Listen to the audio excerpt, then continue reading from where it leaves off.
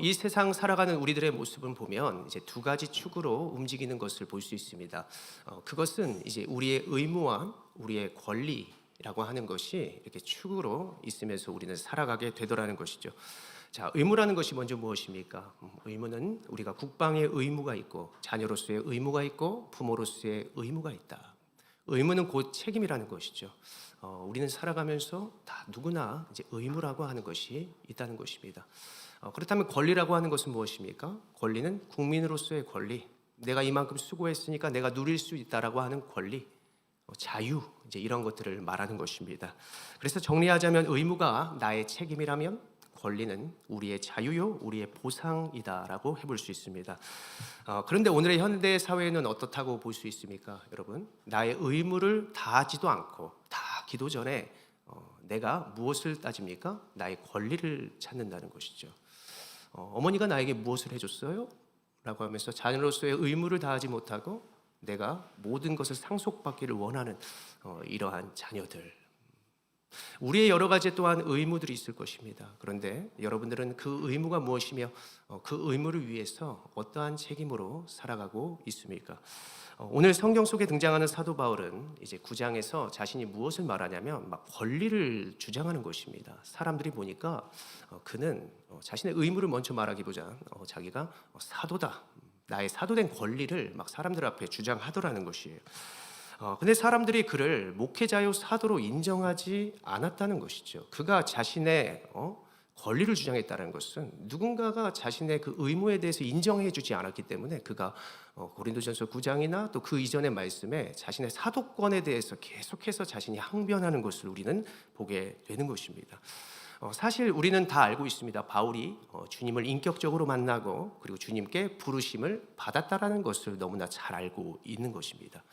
우리가 서로에 대해서 잘 알지 못하는 것처럼 우리는 남을 판단할 수 없습니다. 그가 정말로 하나님께 부르심을 받았는지 안 받았는지, 그가 인격적으로 주님을 경험했는지 안 경험했는지는 잘 모릅니다. 그런데 그의 삶의 모습과 그의 신앙 고백을 통해서 우리는 알 수도 있는 것이죠. 근데 그들은 이제 지난날에 바울이 그리스도인들을 픽박했고 그는 예수님의 12사도 안에 들어가 있지도 않았기 때문에 그를 많이 오해했습니다. 야, 네가 우리를 그렇게 픽박했는데 네가 그런 식으로 인생을 살았었는데 너가 무슨 사도냐라고 하면서 사람들이 주변에 그렇게 바울에게 이렇게 뭐라 했다라는 것이죠. 그래서 그가 자신이 인격적으로 예수님을 경험한 것들을 말하고 또 그가 어떠한 의무를 가졌는지를 그가 이렇게 고백하는 것입니다. 사도행전 9장 15절의 말씀 15절 함께 읽어봅시다. 시작. 주께서 이르시되 가라, 이 사람은 내 이름을 이방인과 임금들과 이스라엘 자손들에게 전하기 위하여 택한 나의 그릇이라. 아멘. 이거는 예수님이 말해주신 것입니다. 그러니까 그의 의무는 이제 나의 유익과 나의 자랑을 위해서 내가 지난날처럼 한 것이 아니라 이제는 나의 의무가 이제 주님을 위해서 살아간다는 것이죠. 그는 사실 이 자랑이 아닌 거라고 우리가 어떻게 여길 수 있냐면 이것이 바로 어디에서 되어진 고백이고 주님의 말씀이었냐면 그가 사람들을 핍박하러 나아가는 자리 그 다메섹에서 있었던 일입니다. 그러니까 내가 지난날 못 살았다라고 하는 그 연약함에서 간증하는 고백이에요. 그러니까 그 부끄러움을 말하니 사람들이 그렇죠. 그가 부끄러운 것을 말하네. 그의 약함을 말하면서 도리어 무엇이다? 하나님께서 그 약함 가운데 나를 만나주시고 나를 하나님으로 향해서 나아갈 수 있는 도구로 그런 그릇으로 삼아주셨다라고 하는 것을 그가 사람들 앞에 이제 고백하는 것이죠. 그러면서 그가 자신의 권리를 주장하기 위해서 복음을 위하여 그가 어떻게 살았는지를 또한 고백하는 것을 우리는 큐티와 또 여러분들 새벽의 시간에 묵상하셨을 것입니다. 자, 이가 이렇게 작정했죠. 자, 고린도전서 2장 2절의 말씀 읽겠습니다. 시작. 내가 너희 중에서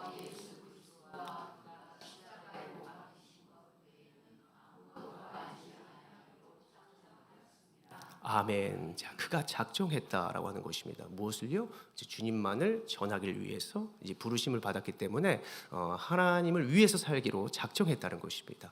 자, 이것을 한마디로 부르심을 받고 주님의 복음을 나타내기 위해서 작정한 자를 우리가 사도라고 하는 것입니다.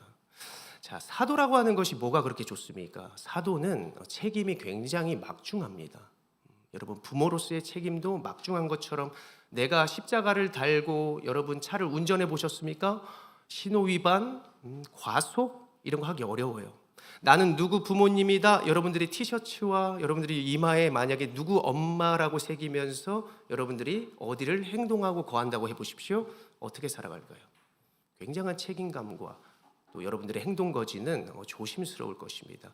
그가 사도가 이제 되었다는 것이에요. 그러면서 자신의 유익이 아닌 하나님의 유익을 위해서 내가 작정했다라고 성도들 앞에서 모두 앞에서 얘기하는 거예요. 자, 이거 얘기하는 게 쉬울까요? 여러분 저 이제요 가난하기로 작정했어요. 그러면 이제 제가 뭐 통장에 조금만 있다면 성도들이 어떻겠어요? 목사님 가난하기로 작정했다면서요 라고 하면서 생각할 수도 있잖아요. 바울이 누구 앞에서? 모두 앞에서 자신의 약함을 고백하고 나의 사도됨을 이야기하는 것은 나의 자랑과 내 유익이 아니라 이제는 모두의 유익으로 살아가기 위한다라고 하는 정말로 주님 만난 사람처럼 선포하고 또 그렇게 그런 모습을 지금 드러낸다라고 하는 것이 바울의 지금 권리의 주장이었습니다. 자, 우리는 예배에 앞서서 사도신경을 고백했습니다. 그렇다면 여러분들은 누구입니까? 여러분들은 하나님의 부르심을 받은 자인 줄로 믿으시기를 바랍니다. 부르심을 받았다면 무엇을 해야 돼요? 그 부르심에 받은 것에 응하며 살아야죠. 그대로 응하며 살아야 우리의 삶이 하나님의 말씀대로 능력대로 되어지는 것입니다. 모두가 왜 하나님을 믿는데 내가 이렇게 되어지지 않습니까? 하나님을 믿는데 왜 하나님의 뜻을 알지 못합니까? 왜 응답을 받지 못합니까? 어제 제가 한 권사님한테 들었어요. 내가 하나님과 친밀하고 기도로 열심일 때는 그냥 곧장 하나님의 응답을 받았다. 자, 응답이 뭐야? 하나님의 뜻을 바로 캐치하는 것입니다. 그래서 밀접한 가운데 응답이 되어진다라고 하는 것. 이게 바로 이제 우리가 사도신경하는 신앙 고백의 진정한 모습이라고 해볼 수 있습니다.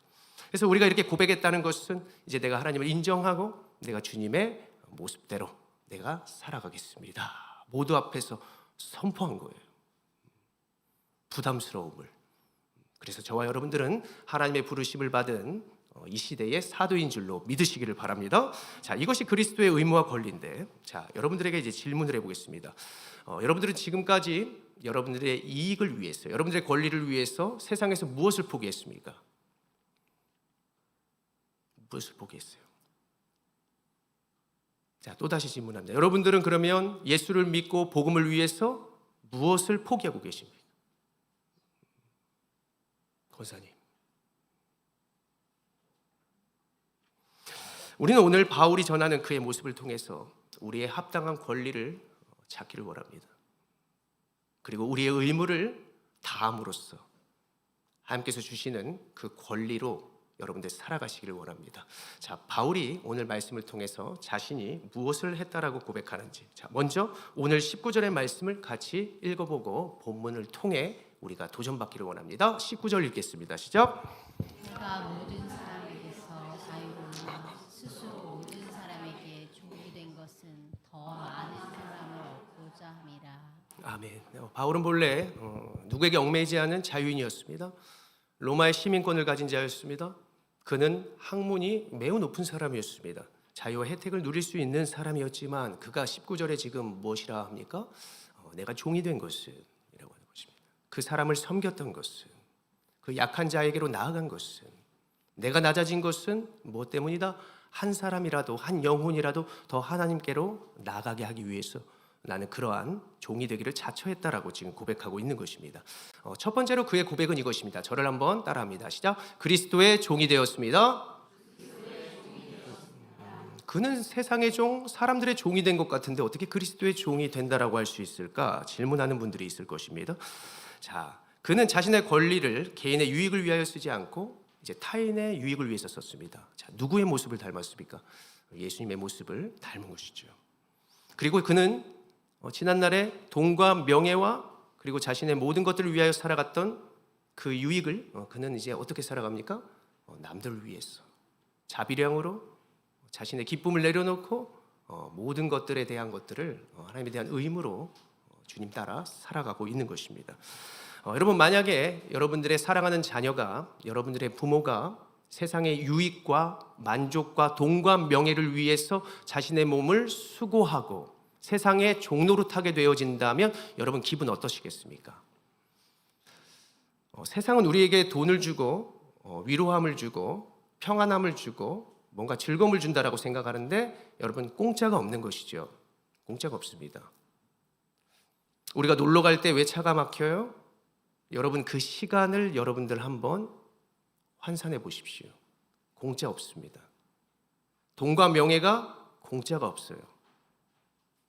우리의 몸과 우리의 영혼이 많이 지쳐 있습니다. 어찌 보면 매번 말씀드리지만 그 한 가지 맛있는 음식을 먹기 위해서 우리는 얼마나 수고하고 노력했던가. 어떠한 즐거운 놀이기구를 타기 위해서 얼마나 많이 기다리고 노력했던가. 여러 가지들을 보면 이 세상의 종노릇하고 또 그 안에 살아가는 우리의 인생은 어찌 보면 그냥 거저 주어지는 것이 없다라고 해볼 수 있는 것입니다.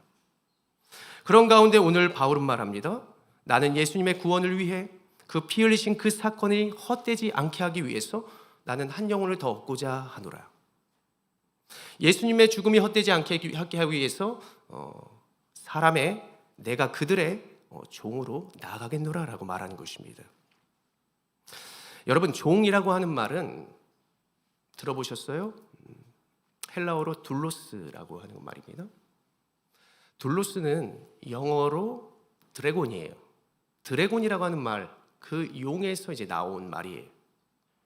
종은 우리가 하나님과 함께 할 때 하나님의 종입니다. 완전함 가운데 거했던 그러한 종. 그런데 죄를 짓고 나서 그 종이 누구의 종이 되었어요? 이제 세상의 종이 되었어요. 용은 뭐예요? 사탄. 성경에서는 사단, 마귀, 이 세상에 거짓되고 더러운 것이 바로 용입니다. 우리는 하나님의 종이었는데 어떻게 되었다? 사단과 용의 종이 되었다. 저를 따라합니다. 용종은 띄어버리는 것이다. 여러분, 떼버리세요. 하나님께로 탁 붙어야 하는 것입니다. 그래서 우리는 오늘 그분과 완전해지기 위해서 내가 주님을 먼저 섬기는 종으로서 예배하고 주님과 연합하고 있는 줄로 믿습니다. 그렇다면 주님이 우리가 세상에서 무엇을 하길 원해요? 나처럼 섬기기를 원한다. 낮아지기를 원한다. 그런 모습으로 한 영혼을 구원하기 위해서, 여러분들의 자녀를 구원하기 위해서, 여러분들의 배우자를 구원하기 위해서 여러분들이 낮아져야 돼요. 그런 모습으로 한 영혼이 주님 앞에 회복이 되고, 그리고 주님과 연합함으로 그들이 인생을 구원의 자유와 그 하나님의 자녀된 권리를 누리면서 살아갈 수 있다는 것을 꼭 믿으시기를 바랍니다. 우리가 오늘 이것을 작정하고 또 이제 믿었다면 그 다음의 모습으로 우리가 바울의 모습을 더더욱 따라가기를 원합니다. 두 번째로 저를 따라합니다. 한 영혼을 위해 예수님을 따랐습니다. 바울은 한 영혼을 위해서 이제는 작정한 것뿐만이 아니라 이제 예수님을 따라가려 하는 것입니다. 자, 그 모습이 오늘 본문 20절부터 22절까지 나타납니다.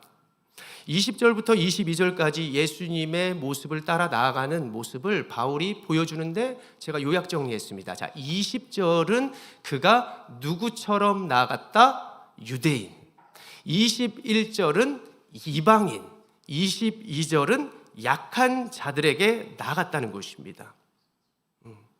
그가 여러 가지의 모습으로 나아갔다는 것이죠. 여러분들에게 각자의 모습이 있어요. 나는 강합니다. 난 여기서 멋을 내야 됩니다. 힘을 줘야 됩니다. 그런데 약한 자들이 있어서 어떻게 했다? 힘을 빼는 거예요. 내가 집에 더 좋은 옷이 있어요.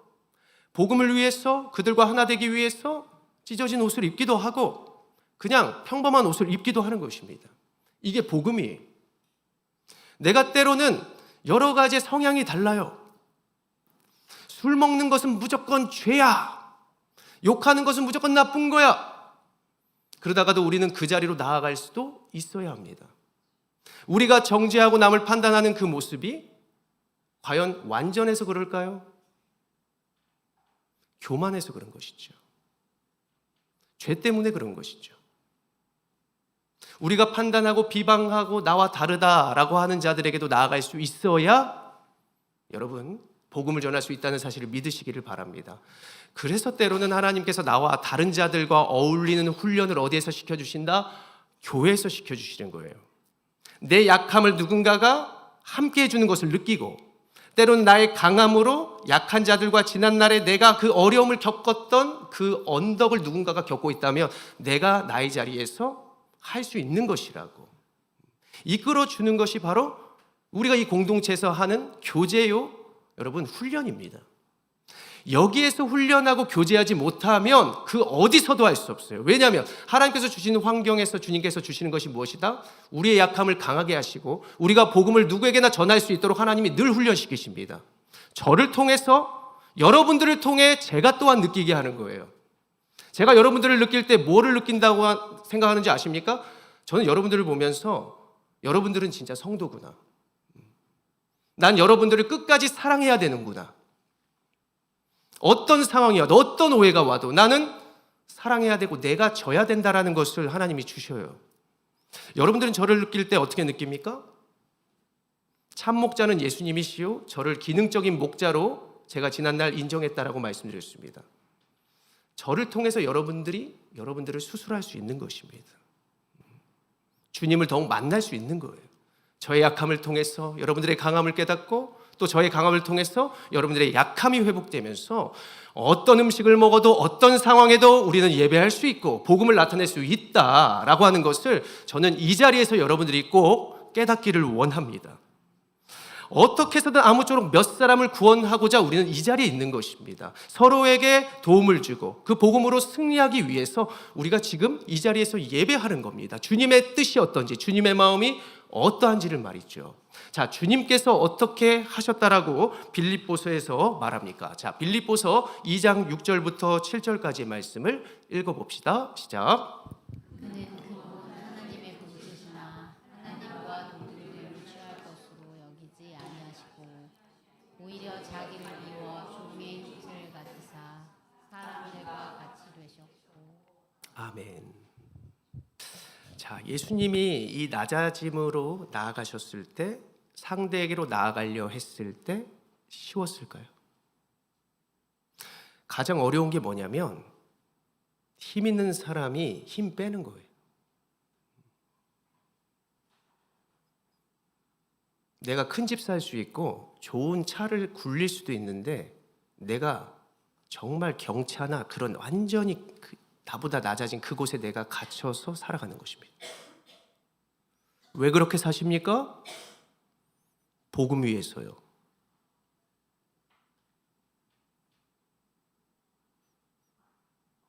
여러분도 할 수 있다라고 보여주기 위해서요. 예수님이 낮아지시는 그 자리는 남들이 오해하죠. 어떻게 메시아가 그렇게 낮고 천박할 수 있느냐. 그분은 자신을 통해서 하나님을 보기를 원했지 자신이 하나님이라는 사실을 철저하게 참았습니다. 자신을 통해서 하나님 보게 하기 위해서, 자신을 통해서 그들이 죄악을 느끼게 하기 위해서. 여러분들이 교회 공동체에서 여러분들의 약함과 때로는 여러분들의 강함과 높고 낮음과 이해되지 않음과 온도 차이가 있다는 건 무엇이냐? 철저하게 예수를 통해서 나를 보는 거예요. 이곳이 왜요? 예수 그리스도의 몸된 공동체이기 때문입니다. 우리의 죄도 발견해 찔리기도 하고 때로는 기쁘기도 하고 여러 가지의 모습들이 우리가 모인 공동체에서 나타나게 되어진다는 것입니다. 결국 그래서 우리는 누구를 바라보게 된다? 하나님을 바라보고 그분과 연합하게 된다는 그 사실이 바로 우리가 예수님을 따르는 삶에서 나타나고 있다는 것을 믿으시기를 바랍니다. 자, 그분은 어떻게 하셨어요? 예수님은 따라합니다. 낮아지셨습니다. 친구가 되셨습니다. 힘을 빼셨습니다. 말도 되지 않는 오해와 고난에 동참하셨습니다. 길죠? 네. 여러분, 오해받을 수 있고 고난받을 수 있는 그 자리에서 세상에 하나님의 능력을 볼 수 있다는 사실을 믿으시기를 바랍니다. 세상처럼 똑같은 자리, 누구나 믿을 수 있는 자리, 돈이 많아서 내가 남들을 도와줄 수 있고 시간이 많아서 내가 헌신할 수 있는 자리, 그 자리에서 사람들이 예수를 볼까요? 있으니까 하지 라고 하는 거예요. 우리는 없으니까 하지. 나에게 없으니까 믿는 것이지. 내 스스로 할 수 없으니까 예수를 붙잡는 것이지. 이것이 바로 그리스도를 따르는 삶입니다. 없는데, 할 수 없는데 내가 걸어가니까 뭐가 돼요? 길이 되잖아요. 세상의 것으로 빠지면 나는 할 수 없고 이 정도쯤으로는 살아갈 수 없다가 있지만 우리가 하나님에 대한 믿음과 주님의 사랑 안에 거하면 괜찮다.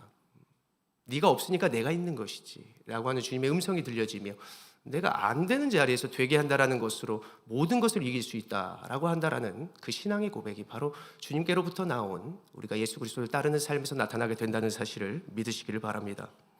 오늘 바울이 이제는 이 모든 부분 속에서 어떠한 믿음과 또 하나님의 어떠한 권리를 이렇게 말하는지를 한번 보겠습니다. 자, 세 번째로 저를 따라합니다. 복음에 참여된 축복을 주십니다.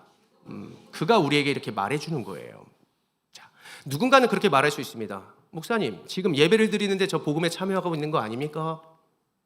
나는 세례를 받았으니까 복음에 참여한 것이 아닙니까? 난 나의 자녀를 잘 관리하고 있으니까 나 복음에 참여하고 있는 것이 아닙니까? 이제 이렇게 말씀하시는 분들도 계실 것입니다. 그런데 오늘 바울이 말하는 복음에 참여라고 하는 것은 무엇이냐? 우선 오늘 본문의 23절을 다 같이 읽어보고 나눠봅시다. 23절이요. 시작. 내가 복음을 위하여 모든 것을 행함은 복음에 참여하고자 함이라. 아멘. 그가 모든 것을 행하고 살아가는 것은 복음에 참여하고자 한다. 그 자신이 복음에 참여하고자 한다는 것입니다. 바울이 예수님을 안 만났습니까? 바울이 지금까지 복음을 안 전했습니까? 근데 그가 또 행동하고 살아가는 것이 내가 복음에 참여하고자 하는 것입니다.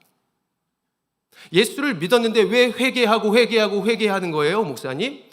이미 나는 믿음이 있는데 왜 공동체에서 예배하고 또 예배합니까?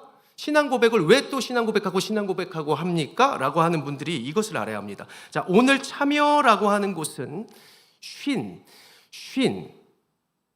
코이노노스 두 가지의 합성어예요. 코이노노스. 쉰은 함께, 코이노노스는 동역자, 하나님의 사람이라고 해볼 수 있죠. 그는 계속해서 세상을 살아보니까 세상의 것이 나를 방해하고 세상이 나와 함께 하려는 것을 알아요. 시기와 미움과 게으름과 이 세상을 따르려고 가려고 하는 나의 이 죄성과 여러 가지들이 있으니까 그가 계속해서 누구와 함께 하려 한다? 하나님의 사람은 첫 번째로 인자인 예수 그리스도를 우리가 생각해 볼 수 있고 그리고 우리의 공동체를 생각하고 저와 여러분들을 생각할 수 있는 것입니다. 동역자들. 나는 우리의 동역자들과 함께하기 위해서 우리 교회 공동체와 함께하기 위해서 예수 그리스도의 몸된 교회를 세우기 위해서 내가 주님과 함께하기 위해서 내가 무엇을 한다? 오늘 하루를 살아간다 라고 한다는 것입니다.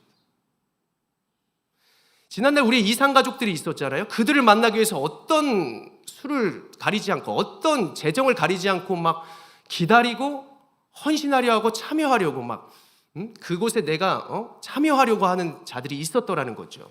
가족들을 만나기 위해서. 왜요? 가족을 만나면 나의 정체성과 나의 힘과 능력이 되고 내 삶의 목적과 이유가 해결되니까 그들이 그렇게 어떻게 해서든 그들을 만나려 하고 함께하려 한다는 것이죠. 우리가 왜 하나님께 연합하려 하고 함께하려고 하는 것입니까? 우리가 행동하려 하면 사단이 우리를 유혹하기 때문에 계속 우리를 갈라놓으려 하니까 만나려 하는 거예요. 교회에서 교제하라는 거예요. 나와 같아서요? 아니요. 나와 달라서 연합하고 나의 약함이 강함이 되고 그의 강함이 나의 약함이 그것이 연합하여서 주님의 복음을 아름답게 나타내려고 여러분 공동체와 여러분들의 가정이 있다는 사실을 꼭 믿으시기를 바랍니다. 저는 이 자리에 있는 여러분들이 그리스도 안에 있는 그 참여하고 있는 저와 하나님의 동역자인 줄로 믿습니다. 여러분들 누구와 가까이 하십니까? 복음을 위해서 무엇을 포기하고 계십니까? 세상을 위해서는 무엇을 포기해요? 돈 포기요. 복음을 위해서는 아깝죠. 뭔가 얻어지는 게 없는 것만 같아서. 저는 여러분들이 하나님의 복음과 그 능력에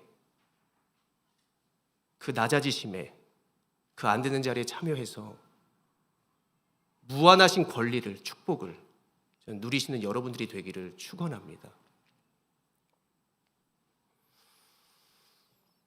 복음을 위해 낮아진 한 사람을 소개하도록 하겠습니다.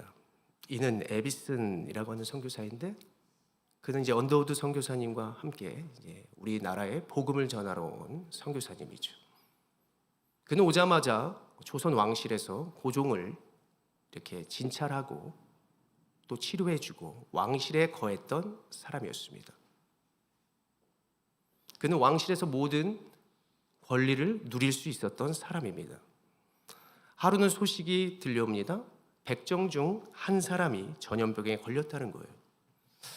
그는 박성춘이라고 하는 사람으로 알려져 있는데 그는 그 소식을 듣고 어떻게 했겠어요? 자신의 권리와 자신의 누리는 모든 것들이 이제는 날아가 버릴 수 있다는 거예요. 왕을 고치던 그의 손이 백정을 만지는 순간 그는 왕 같은 모습이 그에게서 사라질 수도 있다라고 하는 것입니다. 근데 그가 잘 생각해 보니 자신을 누가 부르셨어요? 하나님이 부르시고 하나님이 인도하시고 나는 복음에 참여한 자로서 내가 어떻게 살아가야 할지를 그는 기도하고 생각했습니다. 그래, 예수님처럼 나의 자리와 권리를 모든 것들을 포기하고 나의 의무를 다하자라고 그는 백정에게로 내려가는 거예요. 그래서 그를 고쳐줍니다.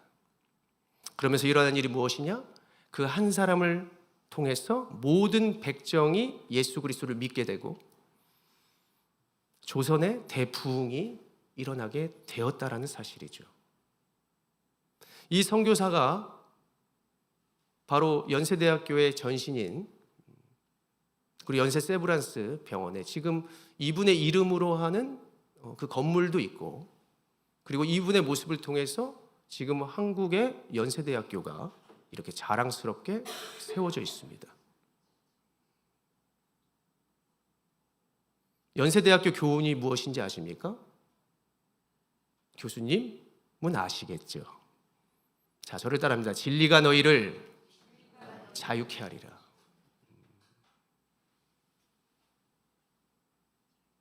그 모든 진리를 통하여 많은 이들이 그 구원과 자유함과 회복의 권리를 누리게 되었습니다. 사랑하는 성도 여러분, 여러분들은 오늘 무엇을 얻고자 하십니까? 하나님께서 말씀하시기를 너희는 먼저 그의 나라와 의를 구하라 그리하면 너희의 모든 것을 더하여 주신다라고 한다는 것은 우리의 필요를 다 아시는 거예요. 그런데 내 목적, 네가 나의 뜻을 알았다면 너가 가정에서 무엇을 얻고자 해야 하는 거야? 너의 자존심을 얻고자 하는 거야? 그들에게 존경만을 받아야 하는 거야? 세상의 이치로 배우자가 나한테 그만큼밖에 못했으니까 나는 그냥 그대로 이에는 이로 눈에는 눈으로 더하면 더했지. 세상에 우리가 문화와 그런 어떤 넷플릭스 이런 유튜브를 보면 억울해요. 나 이만큼 했는데요, 나 참여했는데요가 나는데 우리가 주님 안에 딱 있으면 내가 주님과 너무나 멀어져 있었구나, 진정한 복음에 내가 동참하지 못했구나 라고 하는 것을 여러분 깨달으실 것입니다. 저도 이 말씀을 보면서 나에게 정말로 사랑이 있을까? 내가 이 자리에서 목회자로서 정말 사도로서 이 한 영혼을 귀하게 여기고 있을까? 때론 변명돼요. 나는 기능적인 목자야. 나는 기능적인 목자. 참 목자는 예수님이니까 나는 내 마음대로, 내 뜻대로, 내 승질대로 해도 되는 거야. 그 안에 나의 사랑이 더 있다는 거예요. 주님께서 사랑하신 영혼들의 사랑이 아니라 나의 사랑이 더 있다는 것을 깨닫는 것입니다. 여러분, 하나님 안에 있으면 내가 복음에 참여하는 자로 살아가면서 무엇을 생각하냐면 내가 한 영혼을 바라보고 성도들을 바라보고 긍휼함이 나오게 되는 거예요. 안타깝고 사랑해주고 싶고 그러한 자들을 향해서 살아가는 삶이 바로 이 시대의 사도된 삶이요, 여러분들의 삶이 되어야 할 줄은 믿습니다. 여러분들이 이렇게 복음의 의무를 다할 때 하나님께서 무엇을 주신다 약속하십니까? 자, 베드로전서 5장 3절부터 4절까지의 말씀 같이 읽어봅시다. 시작. 같은 자들에게 주장하는 자세를 하지 말고 양 무리의 본이 되라.